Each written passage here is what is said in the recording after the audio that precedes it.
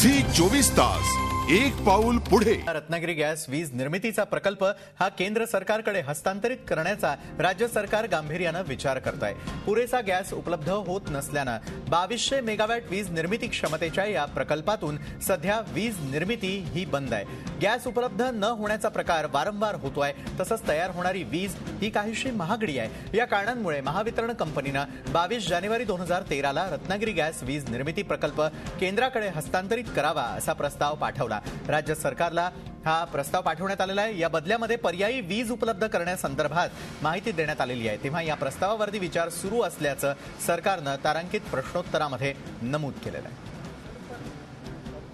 महाराष्ट्र सरकारचं धोरण हे अत्यंत फसवं आहे। केवळ त्या ठिकाणी वीज निर्मिती होऊ शकत असताना सुद्धा जर त्यांना केंद्र सरकारकडे जर हस्तांतरित करायचं असेल तर त्याच्यावर विचार करण्याची गरज नाही। त्यांनी ताबडतोब त्याबाबत पद्धतीचा निर्णय घेण्याची आवश्यकता आहे। कुठूनही करा, केंद्राच्या कडे गेला तरी आम्हाला हरकत नाही, महाराष्ट्र सरकारने तरी चालू करायला पाहिजे, परंतु इकडच्याने आणि तिकडच्याने कोणता निर्णय घेतला जात नाही।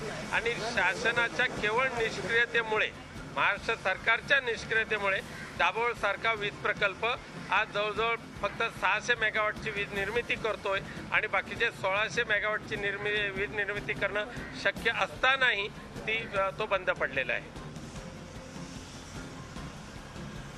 आणि या संदर्भामध्ये आपण आमचे प्रतिनिधी अमित जोशी यांच्याबरोबर चर्चा करणार आहोत। अमित, दाभोळ वीज प्रकल्प सरकारला डोईजड झालेला आहे असंच दिसून येत आहे, काय सांगाल? नक्कीच हा प्रकल्प राज्य सरकारसाठी पांढरा हत्ती ठरलेला आहे। एकेकाळी म्हणजे 95च्या सुमारास या प्रकल्पाच्या मुद्द्यावर अख्खी निवडणूक लढवली गेली होती आणि निवडणुकीचं पारडं फिरवण्यामध्ये या मुद्द्याचा सुद्धा मोठ्या प्रमाणात वापर केला होता सेना भाजपने। त्यानंतर हा प्रकल्प काही वर्ष रखडला आणि पुन्हा एकदा हा प्रकल्प चालू झाला।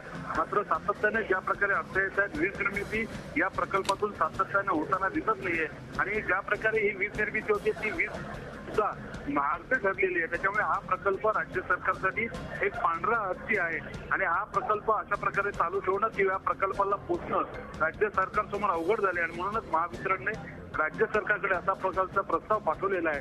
अर्थात राज्य सरकारने जो निर्णय घेतला नसला तरी या संदर्भात केंद्र सरकारकडे हा प्रकल्प सोपवण्यासंदर्भात, हस्तांतरित करण्यासंदर्भात राज्य सरकार गांभीर्याने विचार करत आहे। निश्चितच, मात्र या संदर्भामध्ये पुढचा निर्णय काय होऊ शकतोय, काय शक्यता आपण सांगता? अशा सर्वात आधी 2200 मेगावॅट वीज निर्मितीचा प्रकल्प केंद्रात हस्तांतरित करण्याआधी तेवढी 2200 मेगावॅट वीज ही पर्यायी कुठल्या तरी पर्यायातून उपलब्ध करून देण्यासाठी त्याची चाचपणी राज्य सरकार करताना दिसत आहे।